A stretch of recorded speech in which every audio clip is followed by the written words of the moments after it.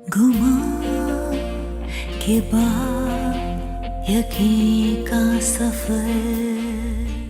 नूरी, police वाले तुम्हारा बयान लेना चाहते हैं। वो पहले भी आए थे लेकिन तुम्हारी हालत सही नहीं थी तो मैंने उनको मना कर दिया।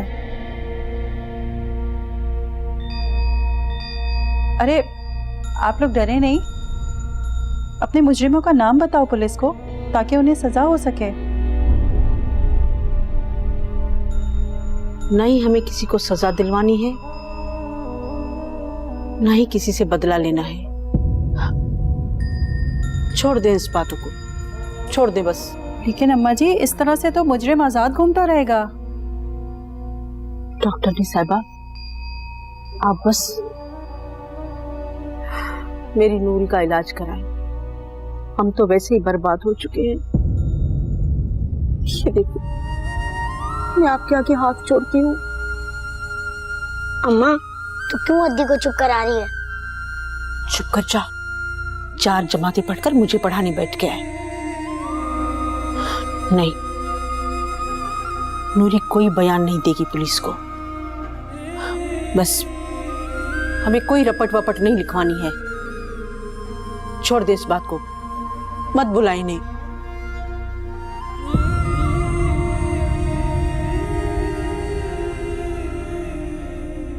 जबकि तब वो आईनी तरमीम के खिलाफ केस मेरा कोई बहुत पॉपुलर कदम नहीं था, बड़ी मुखालफत का सामना था। सॉरी, बाबा का बैकग्राउंड से फोन है, वो आपकी मीटिंग है 15 मिनट में। अच्छा। मिस जोया, इनसे मिलिए, मेरे बेटे दानियाल हैं। अस्सलाम वालेकुम दानियाल साहब। वालेकुम अस्सलाम। ये चंद माह पहले लंदन से आए हैं बारट लॉ करके, और ढेर सारी डिग्रीज और डिप्लोमास लेके आए हैं। चले, मैं आप लोगों को डिस्टर्ब नहीं करता, मैं चलता हूँ। एक्सक्यूज मी, अगर आप माइंड ना करें और आपके पास वक्त हो तो मैं आपसे कुछ बात कर सकती हूँ। श्योर, फरमाइए। आपके बाबा माशाल्लाह बहुत फेमस और सक्सेसफुल लॉयर हैं। क्या आप भी उनकी तरह सेलिब्रिटी लॉयर बनना चाहते हैं? नहीं नहीं नहीं नहीं, मेरा बाबा जैसा बनना मेरी बस की बात नहीं है। भाई मॉडेस्टी शो कर रहे हैं, ये मुझसे ज्यादा ज़हीन और टैलेंटेड है। कभी आप इसे कोर्ट में दलाइल देता देखें। इस उम्र में खुद पर इतना एतमाद और भरोसा मुझ में भी नहीं था। लगता है उस्मान साहब आपके बारे में काफी प्राउड फील करते हैं। बिल्कुल करता हूँ। मुझे अपने बेटे पे बहुत फख्र और नाज है। हो सकता है कि अभी ये मेरे नाम से जाना जाता हो, लेकिन मुझे पूरा यकीन है कि आने वाले सालों में मैं इसके नाम से जाना चाहूंगा। हाँ छोकरी, क्या नाम है तेरा? कहाँ रहती हो? गांव कौन सा तुम्हारा? नूरी नाम है मेरी अद्दी का। हम गांव हाफिजपुर में रहते हैं। ओ बाबा, तू कौन है? छोकरी को बात करने। मैं भाई हूँ उसका। ओ भाई, वो बच्चा है, तू बच्चा ही रहे, चुप करके खड़ा हो, अपनी बहन को बोलने दे। हाँ छोकरी, कौन था जो तुझे अपने साथ ले गया था? कोई सज्जन वज्जन, कोई यारी दोस्ती का चक्कर तो नहीं है ना? किसी छोकरे वोकरे के साथ तो नहीं चली गई थी? ये आप किस किस्म की बातें कर रहे हैं? एक तो वो वैसे ही इतने बड़े सदमे से गुजरी है और आप इस तरह के सवालात कर रहे हैं। और डॉक्टर ने साहबा, आप तो जरा साइड पे खड़ी हो जाए ना, हमें अपना काम करने दे।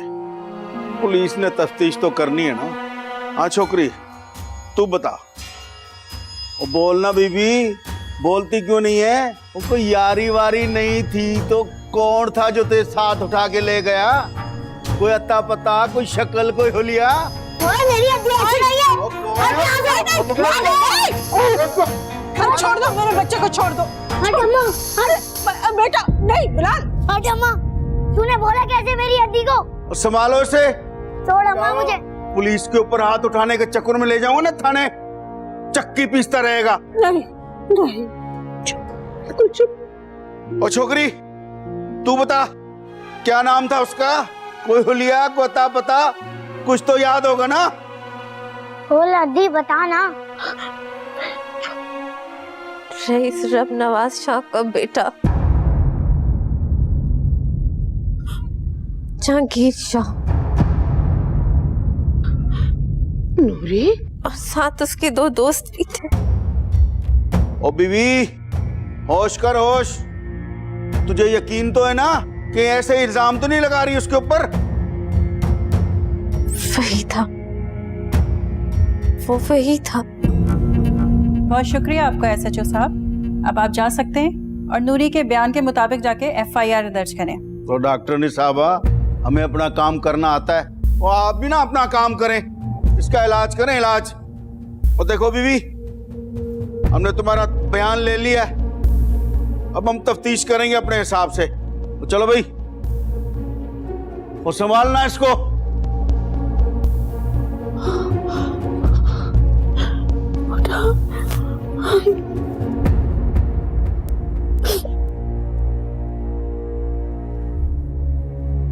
अरे भाई, तुम अभी तक यहीं घूम रहे हो हैं?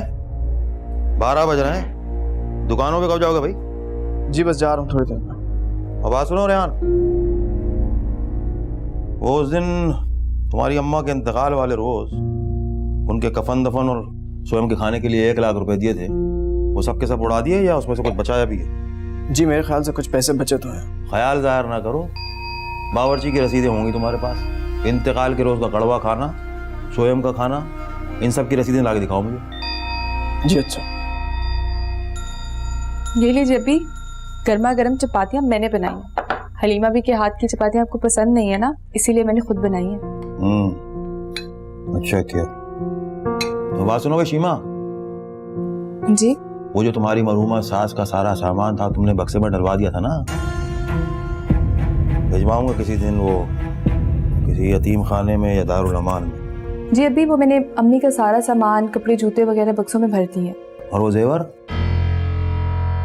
कहाँ है? जेवर वो लॉकर में ना, आपने उस दिन अम्मी का और मेरा जेवर लॉकर में रखवा दिया था कि आजकल डकैतियां। मेरी पूरी बात सुन लिया करो फिर मेरा जवाब दिया करो। मैं उस भारी जेवर की बात नहीं कर रहा हूँ, मैं उस जेवर की बात कर रहा हूँ जो मरते वक्त तुम्हारी मरहूमा सास ने पहना हुआ था। वो कहाँ है भाई? उसे इंतकाल के दिन गुस्ल तुमने ही दिलवाया था ना, तो वो जेवर तुम्हारे पास ही होना चाहिए महफूज। वो जेवर? जी उसी जेवर की बात कर रहा हूँ। वो तो मैंने दराज में सेफ रखा हुआ है, लेकर आती हूँ। फौरन लेकर आओ, वो जेवर मैं खुद बैंक में रखवाऊंगा। सारा जेवर जोबिया का है। ये तूने क्या किया नूरी? तुझे मैंने मना किया था ना। अम्मा, अद्दी ने बिल्कुल ठीक किया। तू ज्यादा सियाना मत बन, छोटा है ना तो छोटा बनकर रह। नूरी, रईस के बेटे का नाम लेकर तूने बहुत बड़ी गलती की है बेटा। अम्मा, अद्दी ने बिल्कुल ठीक किया, तुम हर किसी को ऐसे ही बोलती रहती हो। पापा साईं कहाँ है? बाबा साईं घर पर है अद्दी। से नाराज है ना? नहीं अद्दी, वो क्यों तुमसे नाराज होंगे? उनकी तबीयत ठीक नहीं है, वो इसलिए घर पर है। मुझे पता है वो मुझसे नाराज है। की सच मैंने मिट्टी में मिला दिया, सारे गांव में बदनाम कर दिया ना मैंने उन्हें। मुझसे नाराज है, मेरी शक्ल भी नहीं देखना चाहते हैं। क्यों ऐसा सोचती हो? चरी मेरी धी, तू ठीक हो जा, चलेंगे बाबा के पास। अबे इतना महंगा खाना पकवाने की क्या जरूरत थी? हैं? लोगों का क्या है, आते हैं, खाते पीते हैं, ऐप गिनवाते हैं, चलते बनते हैं। इतना महंगा खाना उजाड़ो उजाड़ो, बाप की कमाई है, उजाड़ो। ये ले भी अम्मी के जेवर।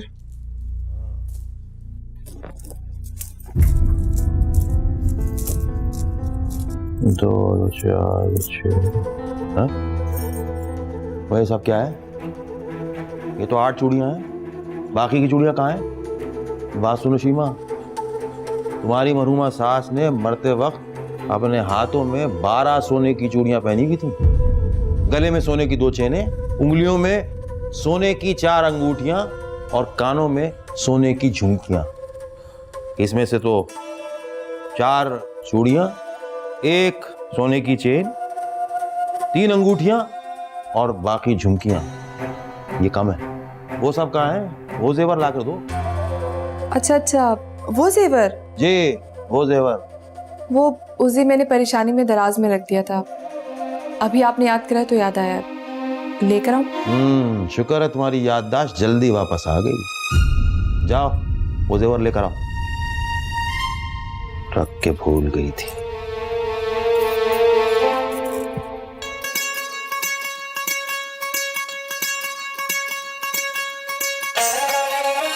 अस्सलाम वालेकुम। वालेकुम अस्सलाम। बैठे बैठे बैठे।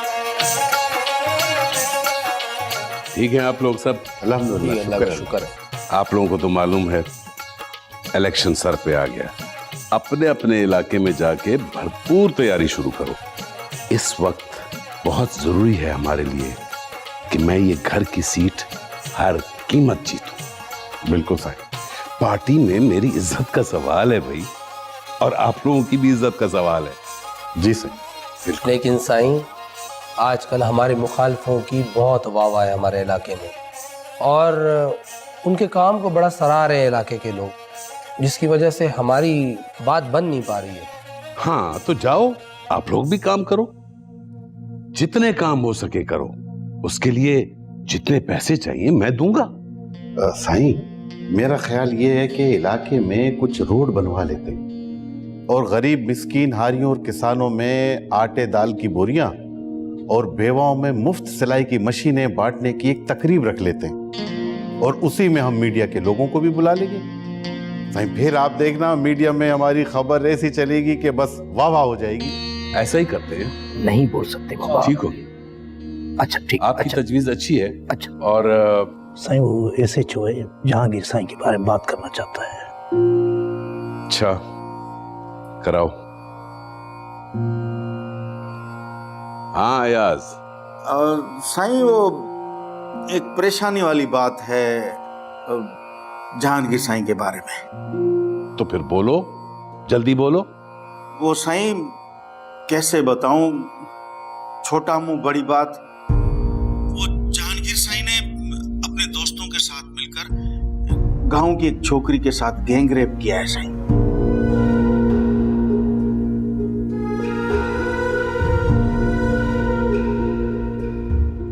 क्या बकवास कर रहे हो? तुम्हारा दिमाग तो ठीक है अयाज? साईं, डॉक्टरों की रिपोर्ट भी आ गई है और उस रिपोर्ट में साफ लिखा है कि लड़की के साथ गैंगरेप हुआ है। और साईं, लड़की ने जहांगीर साईं के खिलाफ बयान भी दे दिया है। अच्छा ठीक है, मैं बाद में बात करूंगा। साईं, खैरियत तो है? हाँ खैर है। मुझे कहीं जाना है, फिर मीटिंग करेंगे।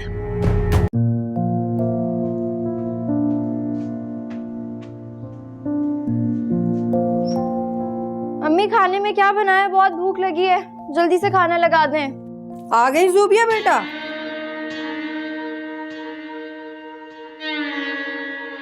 अस्सलाम वालेकुम। वालेकुम सलाम। भाभी कहाँ है? वो तो खाना खा के सो गई हैं। किचन में खाना रखा है, खाली जगह। मैं थक गई हूँ, आराम करूंगी।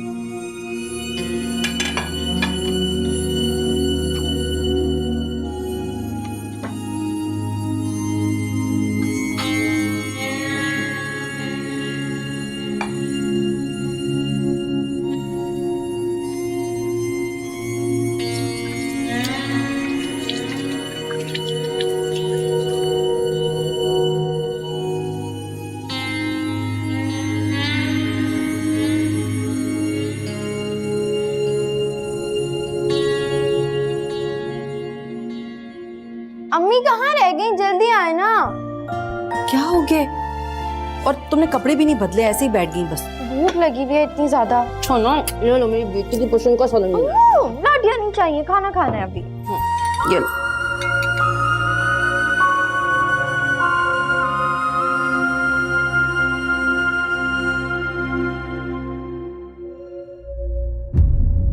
जहांगीर कहाँ है? साईं, वो तो सो रहे हैं। इस वक्त सो रहा है? जाओ उसे उठाओ, उसे कहो 1 मिनट में यार। जी साईं। खैर तो है साईं, आप इतना गुस्सा क्यों हो रहे हैं? ये सब तुम्हारे लाड प्यार का नतीजा है। 2 कौड़ी का बना कर रख दिया तुमने अपने बेटे को। अब खुश हो जाओ। तुम्हारा बेटा जवान हो चुका है, 2 कौड़ी की कमी कमीन की बेटी को उठा कर ले गया और अपने दोस्तों के साथ अय्याशी करके आया है। जी बाबा।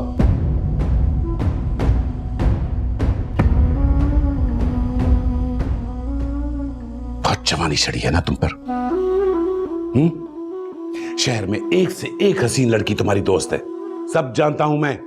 तो फिर मैं पूछता हूं, आखिर क्या जरूरत थी तुम्हें गांव में मुंह मारने की?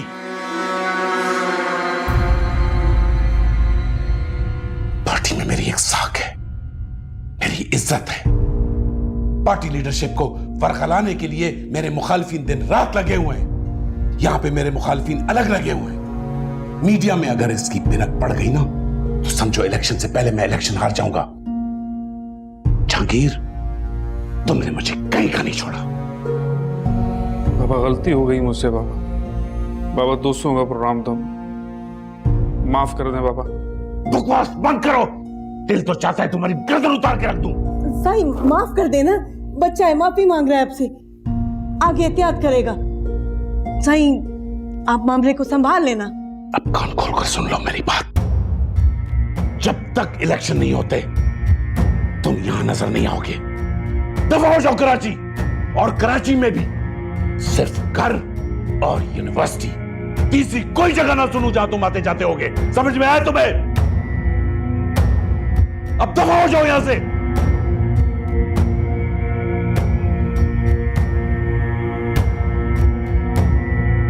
साईं बच्चा है ना, अब जवान हो रहा है, मार तो नहीं सकते ना, प्यार से समझाएं, आप भी गुस्सा ना करें। अम्मी, अम्मी अब चाहती थी ना मैं बहुत पढ़ूं, डॉक्टर बनूं। अम्मी मुझसे तो पढ़ा ही नहीं जाता, मुझसे कुछ नहीं पढ़ा जाता। आपको पता है मेरे पेपर्स होने वाले हैं, लेकिन मेरी कोई तैयारी नहीं। मुझे आप बहुत याद आती है, बहुत याद आती है।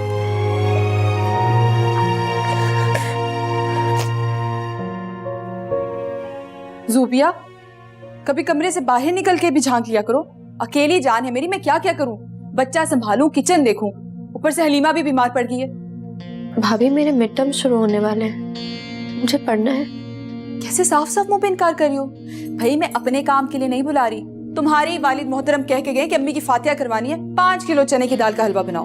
अम्मी की क्या फातिहा करवानी है, खुद हलवा खाने का दिल कर रहा होगा।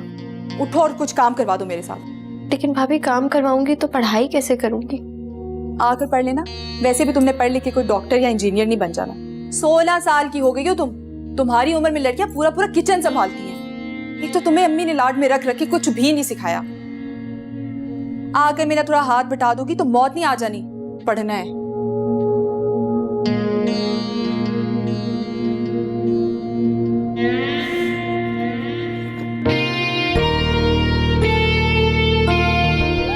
कहाँ रह गए इनकी समझ में नहीं आ रही। बच्चे को संभालो, पूरा दिन काम। बेटा आ रहे हैं, और हम सब्र कर जाओ, नहीं तंग करो बेटा। आ रहे पापा।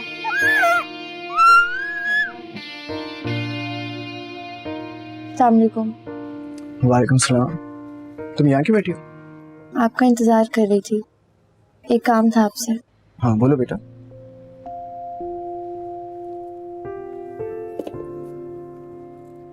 तुम रो रही थी?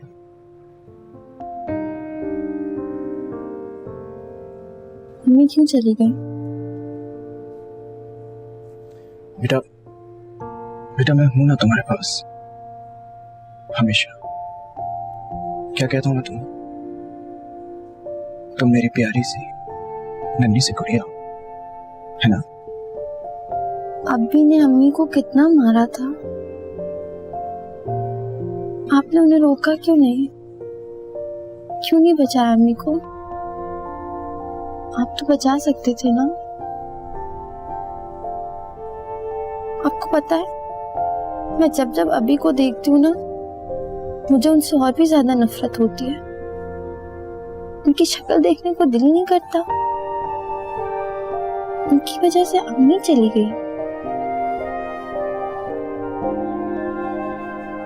ये तुम्हारे हाथ में क्या हुआ? जल गया था। कैसे जल गया? किचन में काम कर रही थी, घी गिर गया।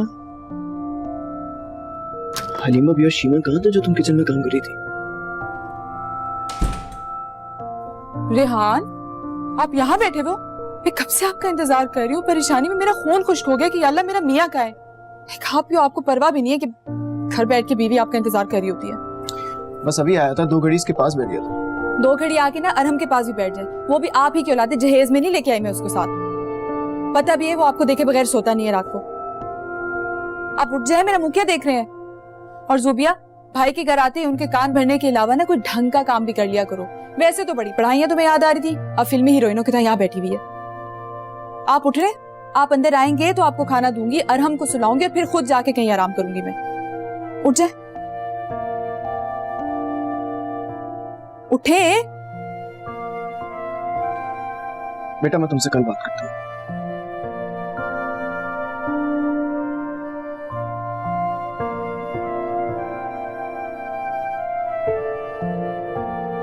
तो मैं जूबी से अभी काम नहीं करवाना चाहिए था।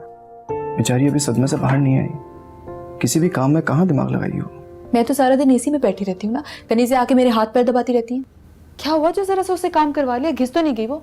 घिसने की बात नहीं है, छोटी है वो। तुम्हें मालूम है उसने कभी किचन में कोई काम नहीं किया। और जब अम्मी जिंदा थी तो सारा काम वही करती थी, तो हलीमा भी। और अब जब अम्मी नहीं रही है ना तो सबको मुफ्त की नौकरानी मिल गई है। अम्मी जिंदा थी ना तो उसके नखरे वो उठा लिया करती थी। जान का अजाब है मेरे। 100 सासों पे भारी एक सुसर मिला है मुझे। और शौहर की औकात यह है कि महीने के आखिर में तनख्वाहदार मुलाजिम की तो उसके हाथ में पैसे कुछ रख दिए जाते हैं। हाँ तो कोई कम पैसे थोड़ी देते हो, अच्छी खासी रकम मिल जाती है मुझे। और मुझे नहीं लगता उसमें तुम्हारा और उनके खर्चे में कोई फर्क पड़ता हो। अच्छे से घर चल रहा है माशाल्लाह। देते तो आपको मुलाजमों की तरह ना, अभी की जी हुजूरी करके और उनके खिदमतों के सिले में। एक दिन जी हुजूरी नहीं हुई ना तो हम अगले दिन बाहर खड़े होंगे। 1 लाख रुपए आपके हाथ में रख के हिसाब ऐसे मांग रहे थे जैसे 10 लाख रुपए। हम मुझसे जेवरात का हिसाब ऐसे मांग रहे थे जैसे मैं चोर हूं। अगर मेरा शौहर किसी काबिल होता ना तो आज हुसैन मेरी इस तरह बेइज्जती नहीं कर रहा होता। और फिर भी एंड में फिक्र जाके अपनी बहन की हो रही है। बीवी तो कहीं खड़ी नहीं होती।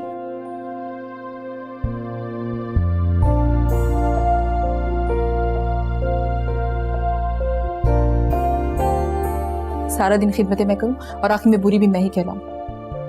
अच्छा ना, मेरा ये मतलब नहीं था। चलो तुम बताओ तुम क्या चाहती हो। मैं बस ये चाहती हूँ कि अपनी बहन से हट के मेरे और अरहम के बारे में भी थोड़ा सा सोच लें।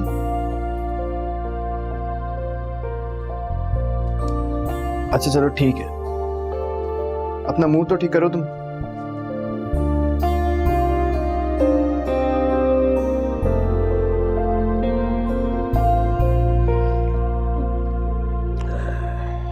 चाय ले आओ हलीमा।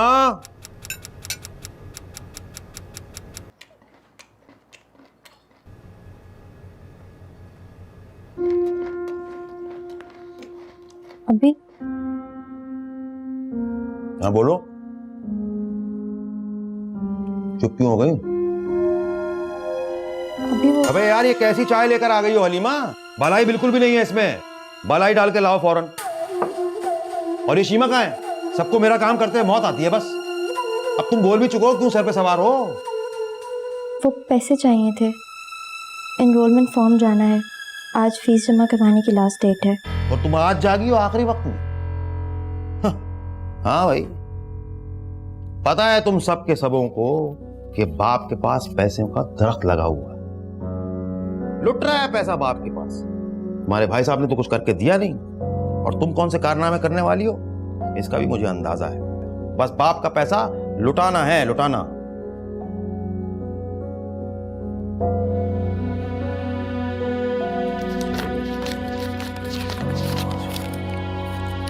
ये लो 5,000 रुपए, बाकी के जो बच गए हैं ना वो तुम्हारा जेब खर्च, क्योंकि मुझे मालूम है 2 दिन बाद फिर मेरे सर पे आके खड़ी हो जाओगी, पैसे चाहिए। मेरी चाय कमरे में भिजवा दो। और तुम्हारी चादर कहाँ है? ऐसे जाओगी कॉलेज? नहीं, कमरे में है, उड़ के जाऊंगी। खुले सर वाली औरत पर शैतान भी लानत भेजता है। घर पे भी सर ढक के रहा करो।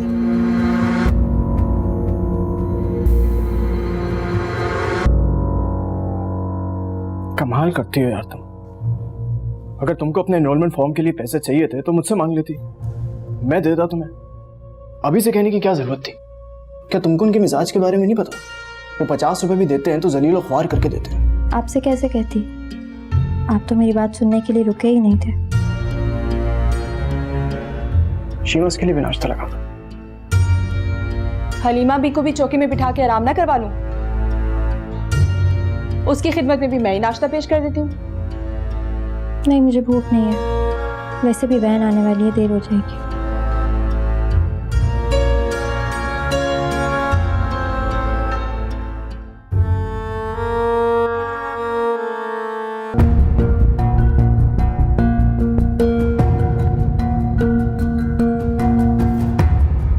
बहुत बड़ा कारनामा किया तुमने, सुरखरू होके आए हो।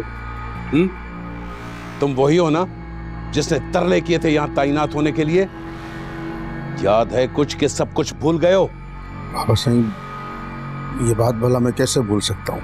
मैं, मेरी बीवी, मेरे बच्चे सब आपको झोलियां भर के दुआएं देते हैं बाबा साईं। वफादार हूँ आपका। वफादारी तो खूब निभा रहे हो। गांव की एक कमी कमीन की बेटी रब नवाज शाह के बेटे को रेपिस्ट कहती है और तुम उसका बयान कलम बंद करके मुझे फोन खड़का देते हो। बाबा साईं, बस गलती हो गई है। हम तो वैसे भी आपके नमकखार हैं। इस लड़की का बयान तो तुमने ले लिया, डॉक्टर की रिपोर्ट भी आ गई। अब क्या मासूम बनकर हमारे खिलाफ एफआईआर भी काटोगे? बाबा साईं, एफआईआर कटने का तो सवाल ही पैदा नहीं होता। तुम अब क्या करोगे, कैसे करोगे, मुझे नहीं पता। अगर ये बात मेरे मुखालफों तक पहुंची या एफआईआर कटी या किसी को कानो कान खबर हुई, याद रखना मैं तुझे नहीं छोड़ूंगा। जो भी करना है करो। इस वाक्य को हमेशा के लिए दफन हो जाना चाहिए। आप मुझ पे भरोसा कर सकते हैं साईं। बस यूं समझें कि वो लड़की और उसके घर वाले आइंदा जबान नहीं खोलेंगे। अगर वो जबान नहीं खोलेंगे तो तेरी किस्मत खुल जाएगी। ऐसा ही होना चाहिए जैसे बोल रहे हो। अब जाओ, खड़े खड़े क्या देख रहे हो? जो करना है करो।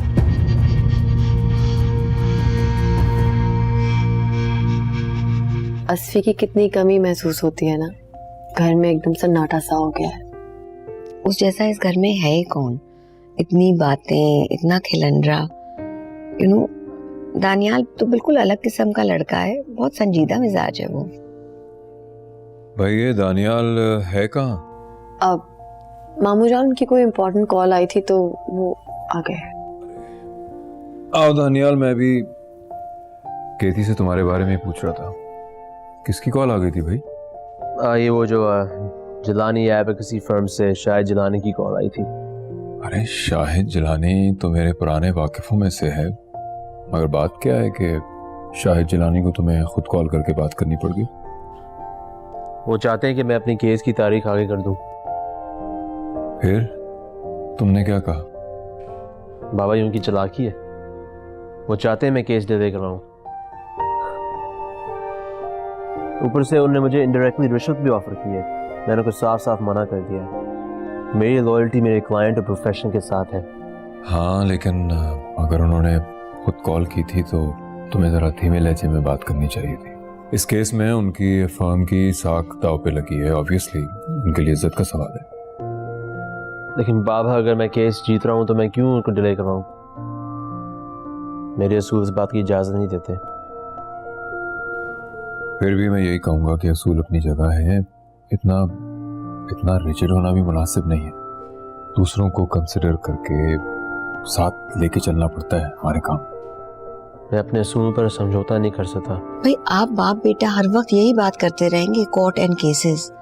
कभी तो सोच लें कि आप घर पे हैं और गेती का ही ख्याल कर लें। ये बेचारी समझ रही होगी मैं कहाँ फंस गई। नहीं मुमानी जान, ऐसी बात नहीं है। It's okay. अच्छा भाई, बेगम साहबा नहीं डिस्कस करते केस, आप बताएं आप क्या कह रही थी? दानियाल, आपको चाय दूं? नहीं मैं ठीक। चाय तो पियो ना। मैं ठीक हूँ बाबा।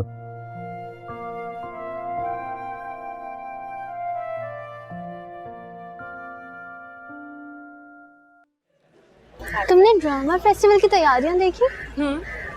अच्छा मैं तुमसे बाद में बात करूँ। तुम यहाँ बैठी हो, मैं तुम्हें लैब्स और लाइब्रेरी हर जगह कब से ढूंढ रही हूँ। तुम कहाँ थी? यार मैम फरजाना ने ड्रामा फेस्टिवल के लिए लड़कियों के ऑडिशंस रखे थे, बस वो ही देख रही थी। अच्छे रोल से सिर्फ BA और BSc वाली लड़कियों को ही मिल रहे हैं, हम FSc वाली लड़कियों को तो ऐसे छोटे मोटे रोल्स ही मिल रहे हैं। सुनो, क्यों ना हम भी चलकर ऑडिशन दें? तुम पागल हो गई हो? मुझसे नहीं होगा ये सब कुछ। मैंने तो कभी स्कूल के फंक्शंस में भी ट्राई नहीं किया। मैं नहीं कर सकती ये सब कुछ। तो बाकी सब कौन से टॉम क्रूज या शाहरुख खान के रिश्तेदार हैं? सभी अनाड़ी हैं एक्टिंग में, तुम चलकर तो देखो। तुम ट्राई कर लो, मेरा दिल नहीं कर रहा। तुम्हारे दिल की ऐसी की तैसी, सीधी शराबत से चलो मेरे साथ। मुझसे नहीं होगा मिसबा, मुझसे बिल्कुल नहीं होगा। मुझे एक्टिंग दूर दूर तक नहीं आती।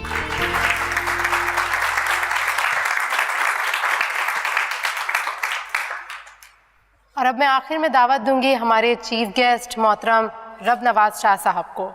पिछले 50 सालों से इनका ख़ानदान पाकिस्तान की सियासत में नुमाया किरदार अदा कर रहा है। शाह साहब मुख्तलिफ अदवार में वफाकी वज़ीर, सेनेटर, अपोजिशन लीडर और सूबाई असम्बली के मेंबर रह चुके हैं।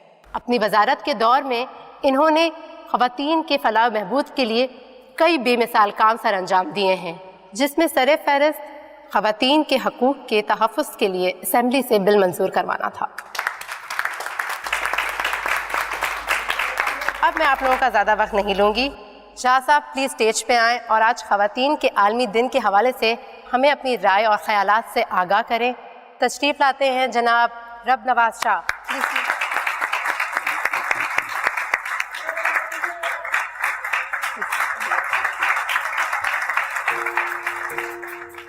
पीछे होइए, कॉन्फिडेंस के साथ बोलिएगा, घबराइएगा नहीं। मैं क्या बताऊं, मैं क्यों गमगीन, मेरी खामोशी का आलम क्या बताऊं शहजादे।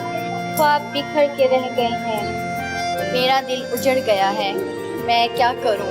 मैं क्या बताऊं अपनी गमगीन एक लड़की। मैं क्या बताऊं शहजादे, मैं क्यों खुश होने वाला दिल कहाँ से लाऊं शहजादे। बैठिए, आप आइए।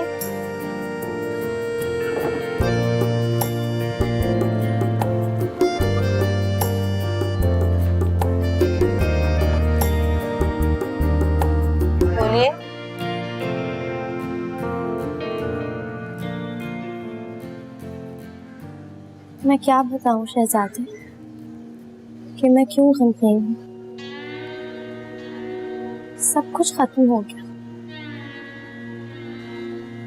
अपनी उदासियों का सबब क्या सुनाऊं तुम्हें। मेरा दिल रो रहा है, मेरे सारे ख्वाब बिखर गए, सब कुछ टूट गया। तो प्यार करने वाले एक दूसरे से अलग हो गए, कभी नहीं मिलेंगे, हम कभी नहीं मिलेंगे, हम कभी नहीं मिलेंगे। मैं इंतज़ामिया का शुक्रिया अदा करना चाहूँगा जिन्होंने मुझे आज मौका दिया इजहार ख्याल का।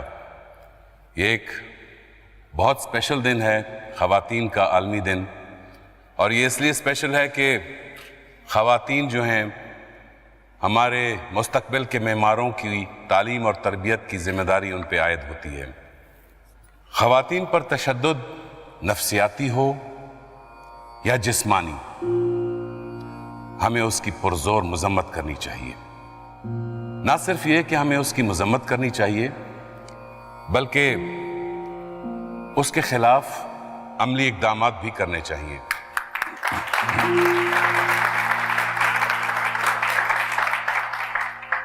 हमारे मुल्क की ख़वातीन जहां भी रहती हों, चाहे शहरों में या देही इलाकों में, हमें चाहिए कि हम उनको भरपूर तहफ़्फ़ुज़ दें। इस मुल्क की 55% आबादी जो कि ख़वातीन पर मुश्तमिल है, हमें उनको भरपूर एतमाद देना है, क्योंकि इस एतमाद के बगैर अगर उनके खिलाफ जराइम के सद्देबाब के लिए इक़दामात नहीं करेंगे तो फिर ये मुल्क कैसे तरक्की करेगा।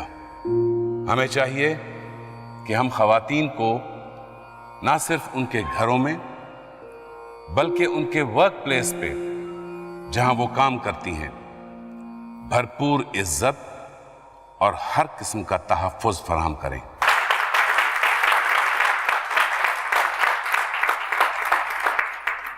जभी तो उनमें इत्मीनान बहाल होगा और वो घरों से बाहर निकलकर काम करेंगी, इस मुल्क के लिए कंट्रीब्यूट करेंगी।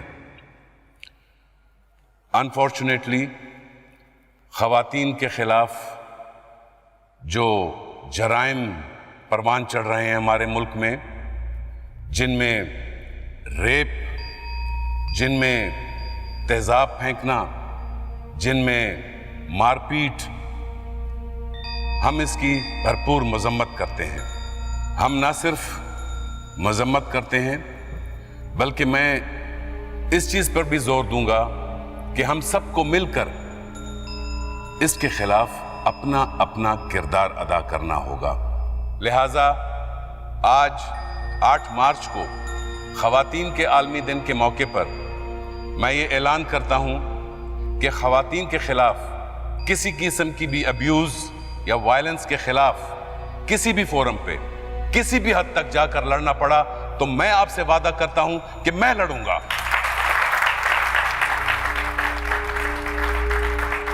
गुमा के बाद यकीन का सफर